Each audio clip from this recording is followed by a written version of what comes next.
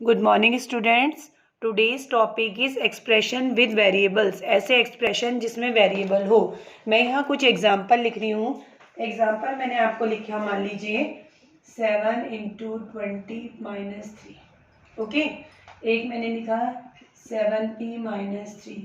तो मैंने ये दो इक्वेशंस लिखी हैं, दो एक्सप्रेशन लिखे हैं। ये वाला जो एक्सप्रेशन है इसमें सारे नंबर्स हैं, तो ये एक्सप्रेशन विद ओनली नंबर्स। लेकिन यहाँ आप देखोगे एक पी वेरिएबल आ गया। पी, ए, बी, सी जो भी आपके इंग्लिश अल्फाबेट्स होते हैं वो वेरिएबल्स होते हैं।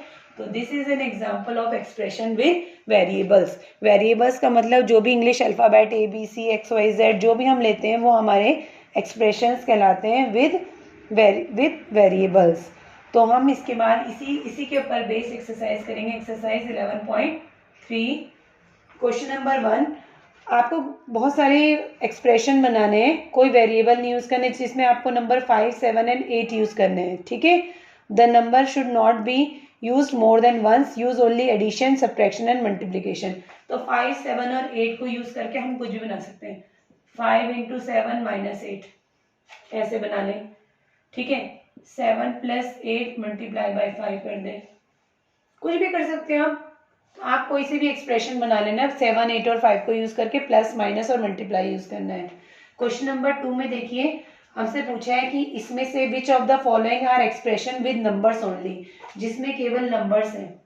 y प्लस 3, इसमें केवल नंबर है? नो, इसमें वेरिएबल भी आ गया। सेकेंड पूछा था 7 इंटू 20 माइनस 8z, इसमें भी z आ गया, ये भी नो, केवल नंबर पूछा है जिसमें। अगला सी पार्ट में आपसे बोला है 5 इंटू 21 माइनस 7 प्लस 7 इंटू 2, इसमें देखिए आप केवल नंबर्स हैं, तो ये दिस इज यस, इसमें केवल नंबर्स हैं। नेक्स्ट पार्ट में 5, इसका भी यस, केवल नंबर है। उसके बाद बोला है 3x, यहाँ पे x आ गया, दिस इज नो, यहाँ पे वेरिएबल आ गया क्योंकि। फिर उसके बाद नेक्स्ट में पूछा है 5 माइनस 5n, n आ गया, इसका मतलब अगेन नो। और लास्ट पार्ट में पूछा है 7 into 20 minus 5 into 10 minus 45 plus p, ये p अगेन वेरिएबल आ गया, this is again no.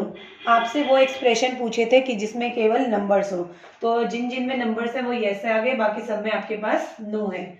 Question number 3 में आपको पूछा है कि identify the operations in forming the following expressions and tell how the expressions have been used.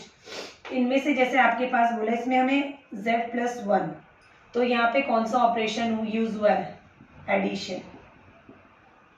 ठीक है, z minus 1, ठीक है, एडिशन ऑफ z एंड 1, ये हुआ। z माइनस 1 है, subtraction of 1 from z, z से 1 को सब्ट्रैक्शन किया है। उसके बाद था y प्लस 17, तो क्या हो गया? Addition of y and 17। ऐसी था y माइनस 17, तो सब्ट्रैक्शन ऑफ 17 फ्रॉम y। तो ये हमारे इस तरह से एक्सप्रेशन बने। इसके हम सब पार्ट्स ऐसे करते हैं, जो मल्टीप्लीकेशन होगा उसमें मल्टीप्लीकेशन लगाएंगे, जो डिवीजन होगा उसमें हम डिवीजन लगाएंगे। I am doing the part number C, 2y plus 11। ठीक है, तो हम क्या लिखेंगे? ये addition of 11 and twice a number, एक नंबर का ट्वाइस कर दो यानी डबल कर दो। 2y का मतलब ट्वाइस हो गया, 2y minus 11, subtraction of 11 from twice a number, किसी भी नंबर के ट्वाइस से 11 को सब्ट्रैक्ट कर दीजिए। ठीक है, तो आपके पास ये इस तरह से हो गया नंबर। उसके बाद आपको बोला है कि give expression for the following cases. This is very important question, आप इसके बाकी पार्ट कर सकते हैं। 7 added to p, 7 added to p, p में 7 ऐड करना है तो p प्लस 7। नेक्स्ट में बोला है 7 subtracted from p, from P. अगर सब्ट्रैक्शन की बात आती है तो ये ध्यान रखना फ्रॉम वाला हमेशा आगे होता है, तो पी आएगा -7। फ्रॉम जिसके आगे वर्ड लिखा होगा वो हमेशा आगे आएगा।